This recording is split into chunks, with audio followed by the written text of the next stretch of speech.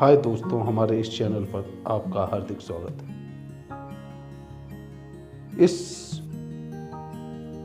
Video बनाने से पहले मैंने आपके लिए चेतना की अवस्थाएं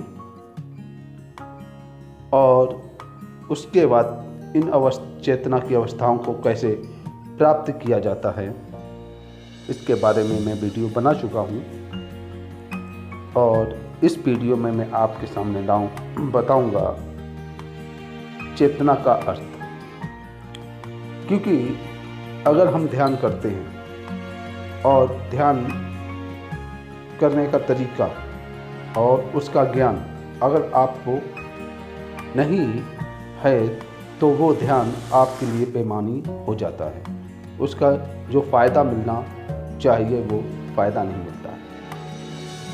तो हम लोगों का एक प्रश्न उत्पन्न होता है, बहुत से लोगों का, कि हम यहाँ जो भी काम कर रहे हैं, अपने को बेहतर बनाने की दिशा में जो भी कदम उठा रहे हैं, इसका मानव चेतना को विकसित करने से क्या संबंध है। ये प्रश्न हर एक व्यक्ति के ज़हन में आता है जो भावातीत ध्यान, वो कोई सा भी ध्यान करता है। तो आइए इस वीडियो में मैं इसी चेतना का अर्थ समझाता हूँ और आशा करता हूँ कि आप इस वीडियो को अंत तक जरूर देखेंगे और इस चेतना का जो अर्थ है उसे समझेंगे। चेतना या चेतनता एक ऐसा शब्द है जिसका बहुत ही गलत अर्थों में प्रयोग किया जाता है। लोगों ने इसे ना जाने किन किन अर्थों में प्रयोग कर डाला है। तो सबसे पहले मैं चेतना शब्द का अर्थ बताना चाहूँगा। आखिर चेतना है क्या? आप बहुत सारी चीज़ों से मिलकर बने हुए हैं। जैसा कि हम सभी लोग जानते हैं कि मेरा जो शरीर है वो 5 तत्वों से मिलकर बना हुआ है। जब आप एक जीवन के रूप में यहाँ बैठते हैं तो इसका मतलब है कि इस धरती की एक निश्चित मात्रा यहाँ पर मौजूद है। 70% से ज़्यादा पानी की मौजूदगी है, हवा भी है, अग्नि भी है और हमारा आकाश भी है। इसके अलावा एक मौलिक प्रक्रिया होती है जो इन सभी चीज़ों को एक खास तरीके से एक साथ में जोड़ती है और इनसे एक जीवन का निर्माण करती है। एक तरह की प्रज्ञा ही है जो मिट्टी को पेड़ बना रही है, पक्षी बना रही है, कीड़ा बना रही है, इंसान बना रही है और हाथी बना रही है। एक ही पदार्थ से ना जाने कितनी चीज़ें बनती जा रही हैं। जिस वजह से ये सब संभव हो रहा है उसे हम आम तौर पर चेतना का नाम दे देते हैं। और हम इस शब्द का प्रयोग क्यों कर रहे हैं? क्योंकि केवल सचेतन व जागरूक रहकर भी आप यह जान सकते हैं कि आप जिंदा हैं या नहीं। अगर आप बेसुध हैं तो आपको पता नहीं होता कि आप जीवित हैं या नहीं।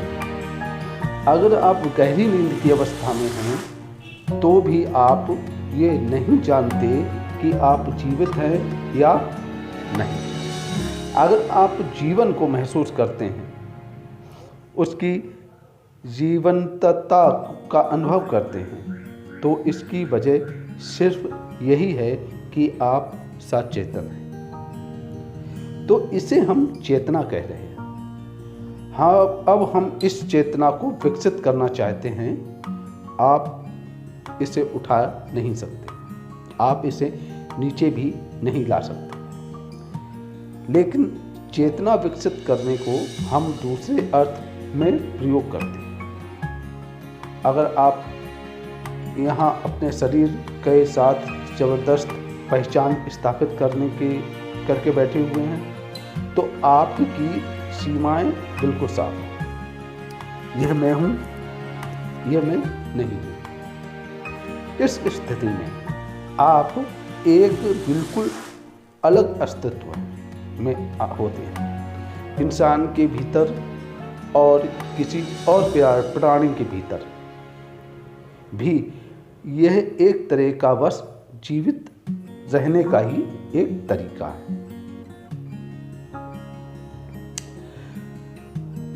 तो जिसे हम चेतना कह रहे हैं, तो वह दरअसल हमारे अस्तित्व का बहुत ही सूक्ष्म पहलू है।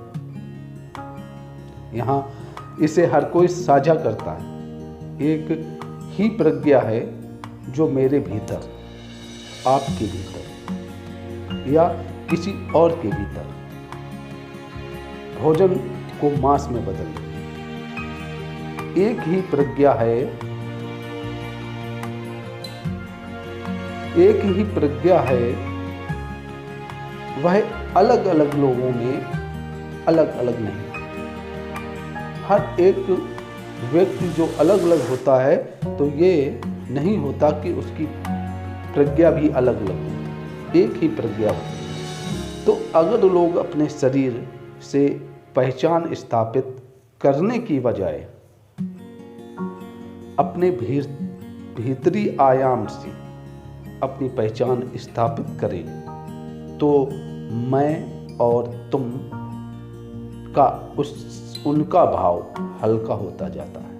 यानी मैं और तुम की जो ये भाव है, यानी मैं यानी अहंकार, तो उस भाव का हल्का होता चला जाता है। यानी आपका अहंकार खत्म होता चला जाता है और मैं और तुम एक ही नजर आने लगते हैं। इसका अर्थ है कि सामाजिक संदर्भ में चेतना का विकास हुआ है। योग के शब्द का अर्थ होता है मिलन। अगर इसकी अभिव्यक्ति बहुत ही साधारण तरीके से शारीरिक स्तर पर हो तो इसे हम कामुकता कहते हैं। अगर इसकी अभिव्यक्ति भावनात्मक रूप से हो जाए तो इसे हम प्रेम कह देते हैं।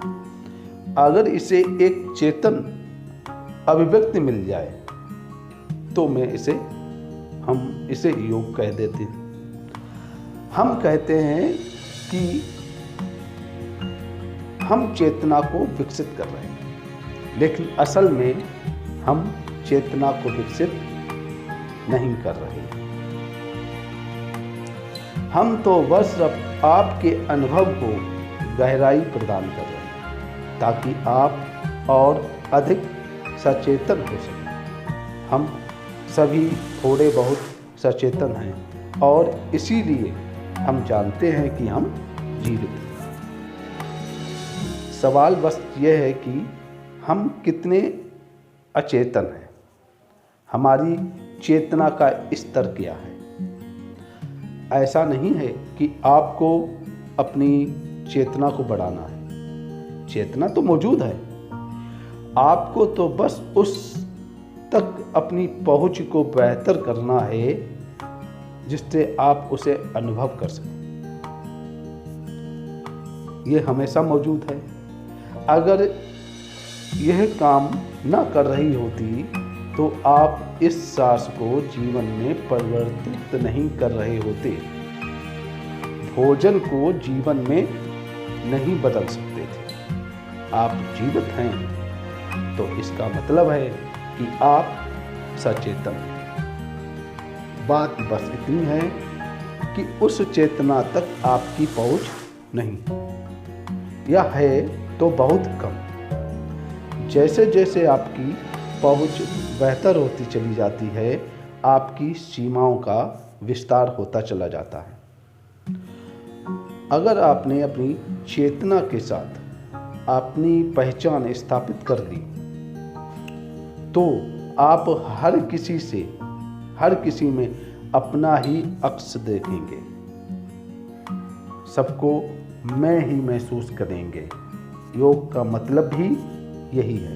आपको मेरा ये वीडियो कैसा लगा आप कमेंट बॉक्स में ज़रूर बताइएगा और मेरे इस चैनल को सब्सक्राइब भी कीजिएगा ताकि अगले वीडियो का जो नोटिफिकेशन आए वो आप तक जल्द से जल्द पहुंच पाए। नेक्स्ट अगले वीडियो में जो भी आपके प्रश्न हों उसको आप कमेंट बॉक्स में ज़रूर दें ताकि हम उसके उत्तर दे सकें। नेक्स्ट मिलते हैं अगले वीडियो में, तब तक के लिए जय गुरुदेव।